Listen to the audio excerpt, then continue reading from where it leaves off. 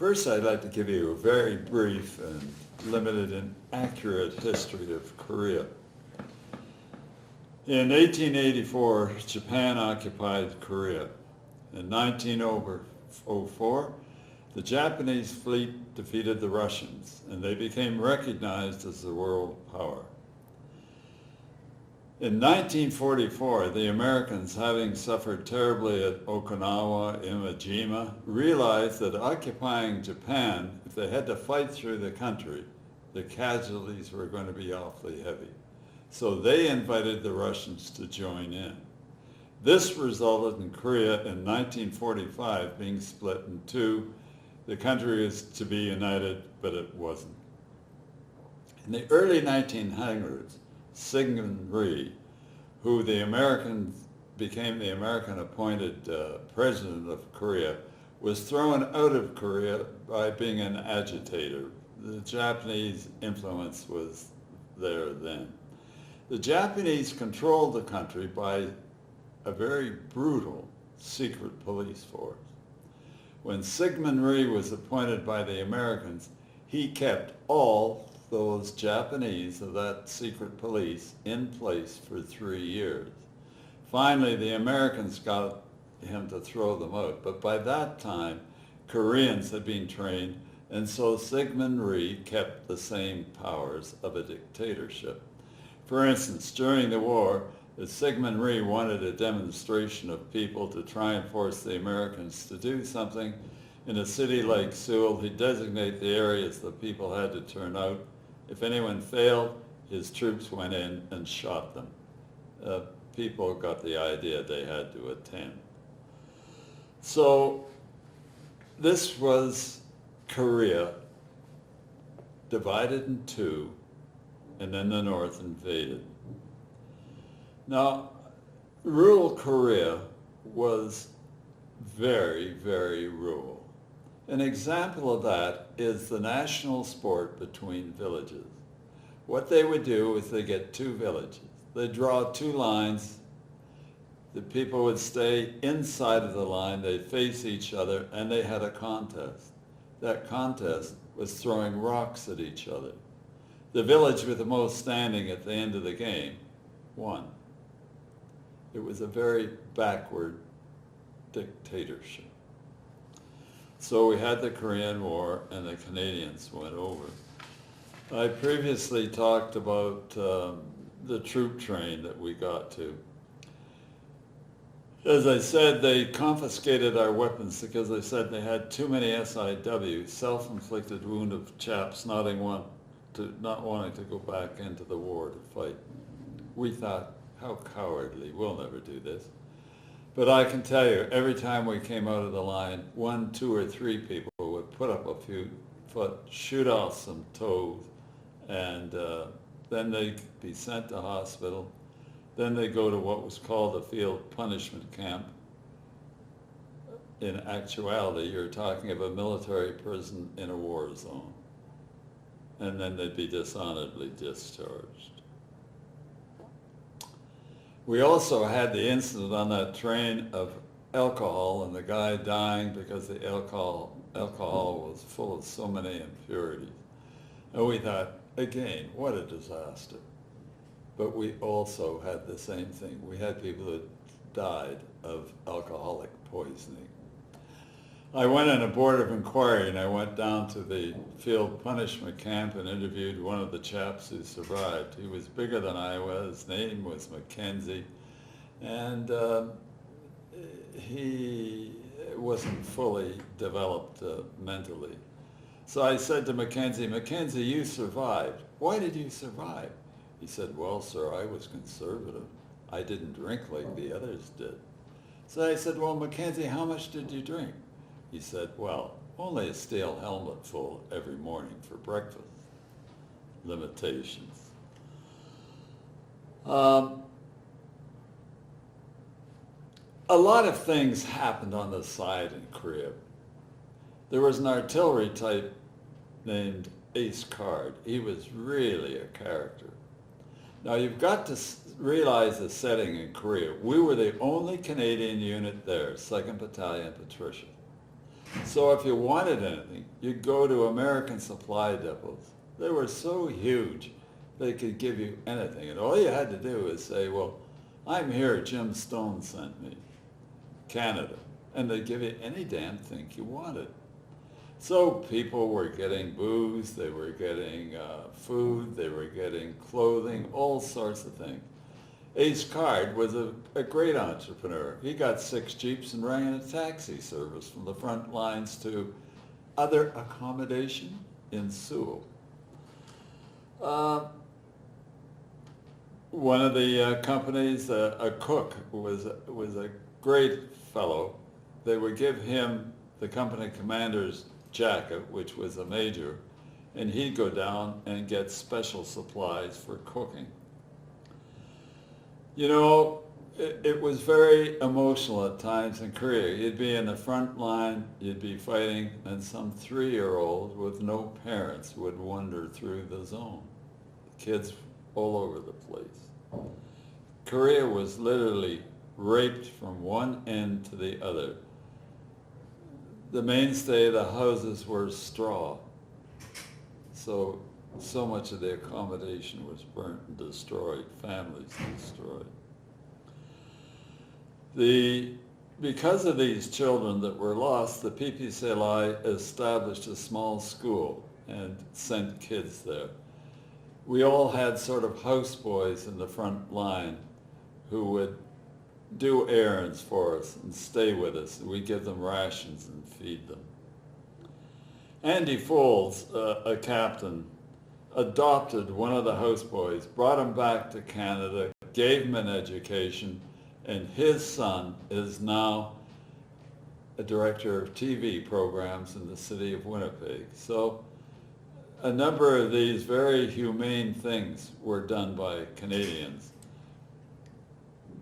While the Korean way of life was so different than ours, the Canadian troops looked at them as human beings, not as inferior people, and we got along very well with them.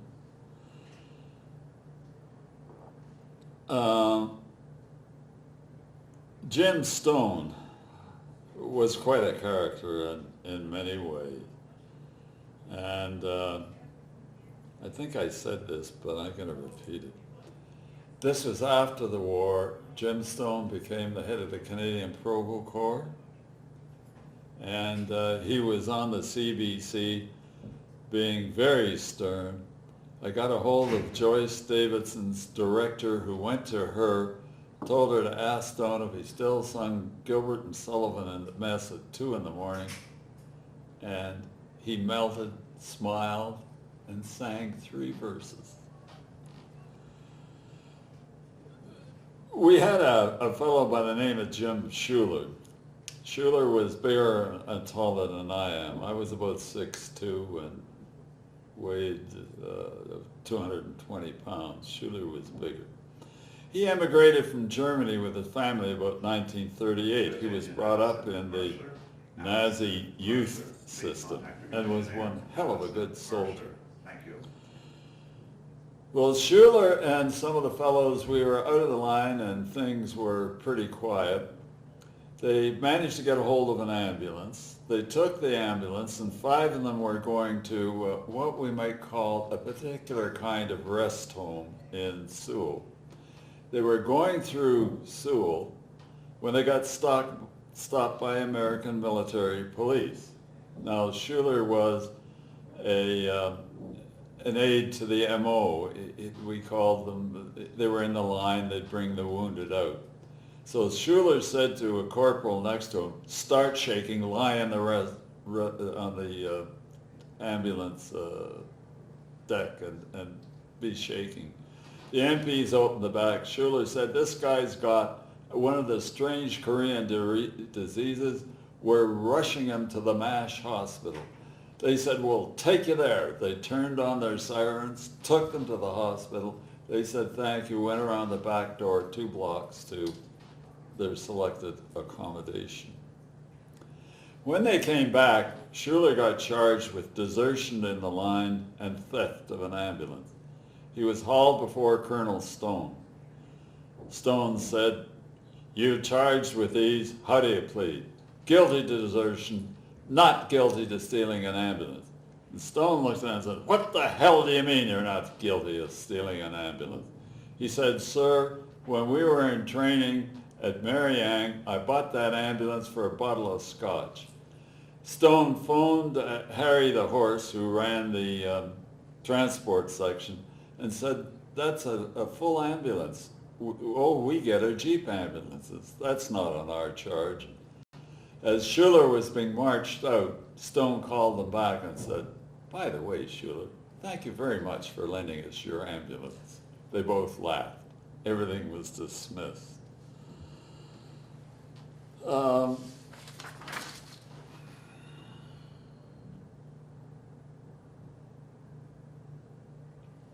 Schuler was quite a character. He was quite a boxer, and this happened when we were back home in Edmonton. Schuler was assigned to train the boxers in the Canadian Army for a competition, West versus East. And he was in the mess with General Vokes. Now, General Vokes himself was quite a character, because when Stone was sent to be trained as an officer in Italy during the war, the chaps failed him because he was too aggressive, too questioning.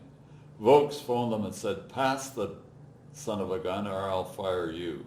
And that's how Stone got being an officer. But Vokes was quite a character. So he said to Schuler in the mess, Schuler, you're not teaching them a knife right uppercuts. You've got to be tougher. He said, I'd like to demonstrate on you. So Schuler, being a good soldier, said, by all means, go ahead, sir. So Stone landed a right, at least Vokes landed a right uppercut on him, rocked Schuler. And then he said, now I've taught you something, Schuler, you do it to me. Schuler knocked him out. He got placed under close arrest, was in his quarters. The next morning at breakfast, Vokes said, where's Schuler? Somebody said, well, he knocked you out, sir. We've placed him under arrest. You silly bastards, get that man down here to breakfast. So it was quite something. When we came out of the line, Stone did something I've never heard of in the Canadian Army. Generally, when you come out of the line, there's the officers' mess and everybody's allowed into it. Well, from the time that the PPCLI were on the line alone until the 25th Brigade came over, Stone would not allow those in the rank of captain or below into the officers' mess. He had a group who played poker, and he was damned if we young subalterns would ruin his day. So that's why we had to establish our own entertainment. So a lieutenant named Brian Monroe and another one named Beauchamp, and Beauchamp was in the Second World War. Brian and I were of the same age. Went down to the NAFI, the British Army Supply Depot, for alcohol and candy and, you know, that sort of thing. The sergeant there had said that he would give anything anybody wanted for a Canadian Army uniform, which was much finer in the cloth than the British, so they took him a uniform. They had collected $360 in American military money. They filled the truck with scotch and gin and other things. Now, Beauchamp, being a wise old soldier, said, now, Brian, we're going to find the chief of police for the city of Sewell. So they got there, and they took in a bottle of gin. Beauchamp had heard this man liked gin. So he gave it to him. The chief said, thank you very much. And Beauchamp said, look, where can we go to a party? He said, I've got just the answer for you. He called the major over and got a driver and said, take these people to facility X. Now it was dark at night. Of course, Sewell was blacked out because of the war. And they came to a place, and standing there was what one would normally expect to be something like an outhouse. They were told to go in it. They went in, they went downstairs to the biggest damn nightclub they'd ever seen. Girls galore, high heels, all military police from various countries there having one hell of a party. They were treated as the featured guests. They couldn't pay for a thing.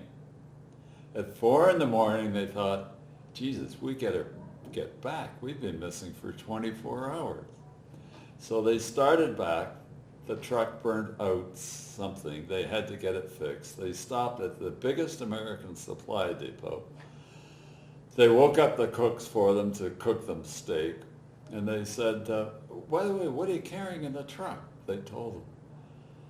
Then the guy said, geez, can we buy a bottle? Sammy, being the wise old soldier, took Brian out, said, look, we'll sell them a case for $360. We get all our money back, and we got the booze for nothing. So the guy said, my God, that's money from heaven. I'll get it. He collected it. They gave him a case of scotch. They got back to the battalion. Their company commander was ready to kill them. But when he heard the story, he said, well, I was just on my way to tell the colonel you two were to be charged with desertion, but I think we'll forget it now.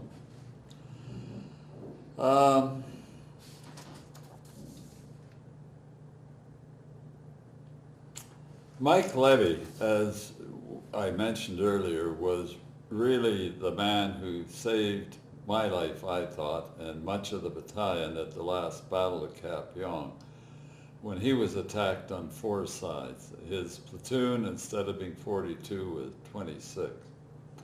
He called down the artillery, which the Australian official history of Korea says was the most unique artillery order they'd ever heard of. He called it down for 40 minutes. Normally it'd say fire 10 rounds, 20 rounds, something of that area, because the commander was just sending in his troops. But the point was there was an artillery shell landing there about every 2 seconds, because we had 81 pieces of artillery supporting it. For the next 2 days, I could hardly speak to Mike because his hearing was so bad. But you know, he applied for a pension for deafness 3 times back in Canada, but because nobody wrote it in a medic's book at that time, they didn't give him the pension. I still think Mike's widow should get it. Anyway, those are some anecdotes of Korea.